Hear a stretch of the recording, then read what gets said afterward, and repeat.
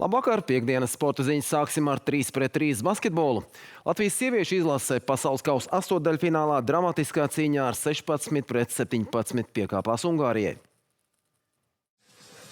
Spēles sākumā mūsu basketbolists panāca 5-0 savā labā, bet turpinājumā ungārietis nepilnu 3 minūšu laikā atbildēja ar izrāvienu 11-0 un pārņēma vadību.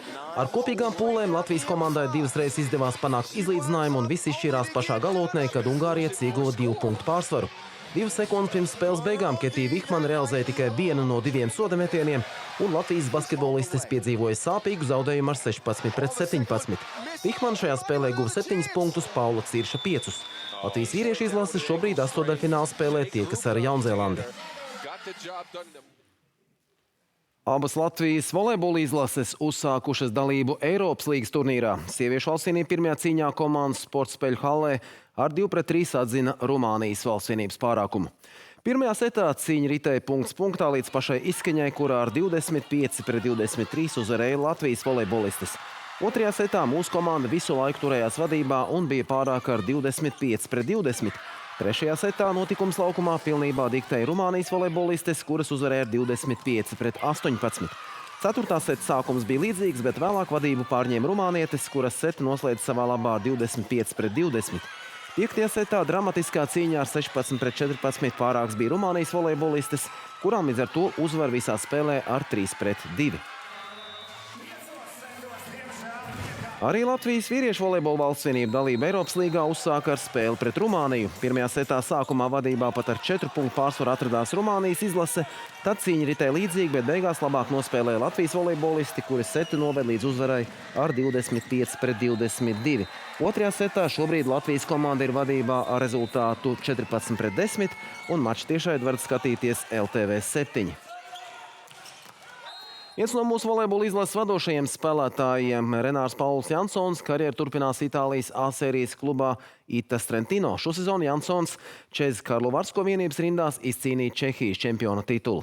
Oficiāli zināms, ka Latvijas hokeja izlase nākamā gadā pasaules čempionātā Vācijā spēlēs A grupā Diseldorfā kopā ar šī gada finālistēm Somiju un Šveici, kā arī Zviedriju, Vāciju, Austriju, Sloveniju un Ukrainu.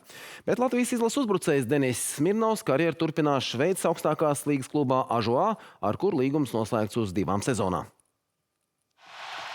Otrajā Stanley kausa fināla spēlē Karolīnas Hurricanes savā laukumā ar 4-3 pagarinājumā pārspēja Lasvegasas Golden Knights, izlīdzinot rezultātu sērijā 1-1.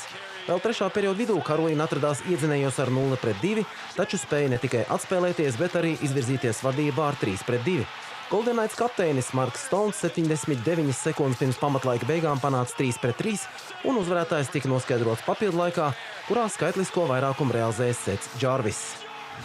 Francijas atklātā čempionāta finālā iekļuva Vācijas tenisists Aleksandrs Zverevs, kurš pusfinālā ar 7-5, 6-2, 3-6 un 6-3 pārspēja 20 gadus veco čehu Jakubu Menšīku. Zverevs Grand Slam turnīra finālā spēlēs 4. reizi karjerā. Pirms 2 gadiem French Open finālā viņš 5 setos piekāpās Karlosam Alkarasam. Otrā pusfinālā bija jātieks 2 Itālijas tenisistiem, taču Mateo Arnaldi slimības dēļ nedevās kortā, un finālā bez cīņas iekļuva Flavio Cobolli, kuram gaidāms 1. Grand Slam fināls karjerā. Šodien teicams panākums riteņbraucējiem Mārtiņam Pluto, kurš uzvarēja Igaunijas velobraucienu pirmajā posmā ar finišu Talstu pilsētas Bruģakalnā. Latvijas futbola valstsvienība rīt aizvadīs pirmo spēli Baltijas kausa izcīņā pret Lietuvu. Kā mūsu komanda iejutusies Kaunijā, stāsta Andris Auziņš. Latvijas valstsvienība Baltijas kausa izcīņā nespēlēs spēcīgākajā sastāvā. Jau pirms turnīra sākuma savainojuma dēļ izlasē neieradās vairāk futbolisti, bet treniņos trauma uzbrucējam Vladislavam Gutkovskim. Tāpat pirmajā spēlē pret Lietuvu jāizteik bez virslīgā lielisku sniegumu rādījušā Eduarda Daševiča un Dmitrija Zelenkova. Ar lielu interesi gaidu jaunos futbolistus, kuriem būs jādodas laukumā aizvietot pamatsastāva vīrus. Varbūt dažreiz pat nav slikti tas, jo tie, kas mazāk spēlē, tie gribēs pierādīt, kad viņi ir pelnījuši spēlēt. Latvija Baltijas kausu izcīnījusi 24 reizes un esam titulētākā valstsvienība turnīrā. Taču pēdējo reizi triumfēt latviešiem izdevies vien tālajā 2018. gadā. Lietuva Baltijas kausu virs galvas nav cēlusi 16 gadus. Jā, kā jau tu teici, derbijs, tāpēc motivācija nebūs jāmeklē un gribas arī uzvarēt katru spēli. Šī ir laba iespēja, lai to izdarītu. Un zināms, ka būs arī daudz cilvēki, tāpēc emocijas būs tā, it kā tā būtu kvalifikācijas spēle. Un, nešķirosim, iesim pēc uzvaras. Lietuviešu spēks ir labi mūsu komandai, jo mums bieži spēlēs pietrūkst mentālas un fiziskas izturības. Lietuvieši vēsta, ka rītdienas Baltijas derbiju starp Latviju un Lietuvu vēros vismaz 10 000 skatītāju. Kauņas stadiona ietilpība ir 15 000. Latvijas U21 futbola izlase savu vecumu Baltijas kausa izcīņu sāk jau šovakar Rīgā, uzņemot vienaudžu no Igaunijas. Kā mūsēji iesākuši turnīru, stāsta Andris Auziņš. Latvijas U21 futbola izlase Baltijas kausa pret Igaunijas vienaudžiem sāka vārani. Jau 4. minūtē pēc ilglaicīga uzbrukuma Latviju vadībā izvirzīja Anglijā augušais Danija Aņisko.